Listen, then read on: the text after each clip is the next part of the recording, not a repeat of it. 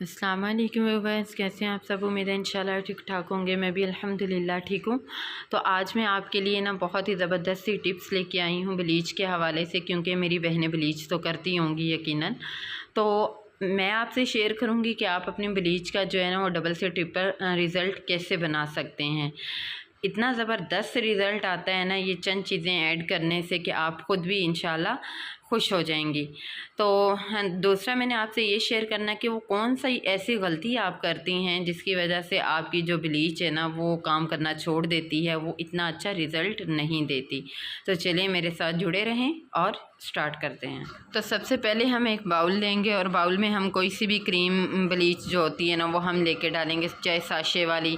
मैं यहाँ पे जो यूज़ कर रही हूँ ना, मैंने इकट्ठी मंगवाई थी, मतलब फिशल के साथ आई थी, तो ये अभी तक मेरे पास है, तो मैं तो यही यूज़ कर रही हूँ। यहाँ पे तकरीबन 1 टेबल स्पून जो है वो मैं लूँगी इसका ब्लीच क्रीम का।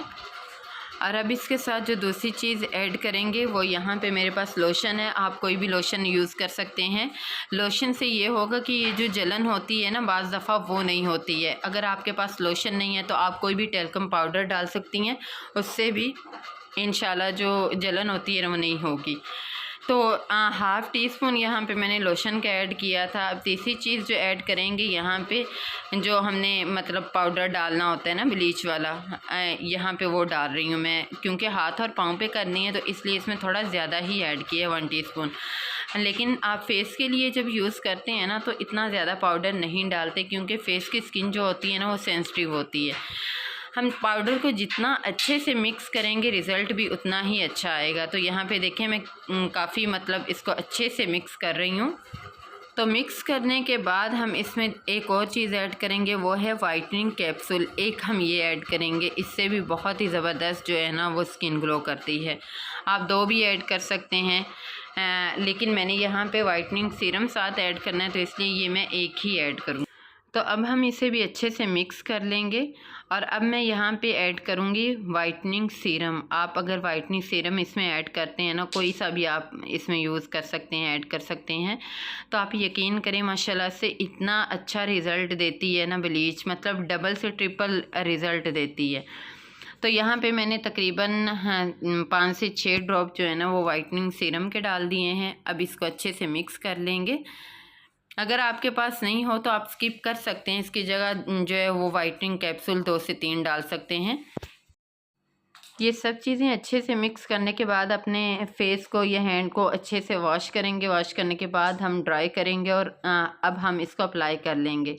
इस तरह से हम अच्छे से अप्लाई करेंगे जिस तरह से हम कोई भी फेस पैक वगैरह लगाते हैं, और लगाने के बाद हम इसको ड्राई होने के लिए छोड़ देंगे। तकरीबन हम इसको ना 15 से 20 मिनट कम से कम लगाएंगे।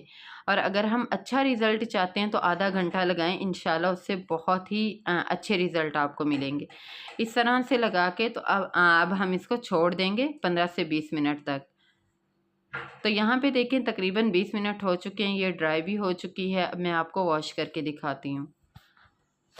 तो वॉश करने के बाद माशाल्लाह से इसके इतने अच्छे रिज़ल्ट आए थे ना कि मैं ख़ुद बहुत खुश हुई थी।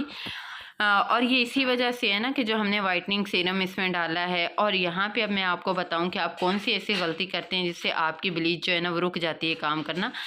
ब्लीच हम जब भी करते हैं ना वो 24 घंटे तक मुसलसल काम करती रहती है, लेकिन जब हम फेस वॉश या साबुन वगैरह यूज़ कर लेते हैं ना ब्लीच करने के बाद, तो वो अपना काम करना छोड़ देती है।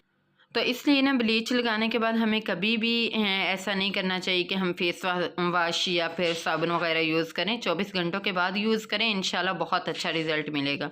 तो ये थी हमारी आज की वीडियो। अच्छी लगी हो लाइक शेयर और सब्सक्राइब कीजिएगा। मिलते हैं इंशाल्लाह नेक्स्ट अच्छी सी वीडियो के साथ। तब तक के लिए अल्लाह हाफिज़।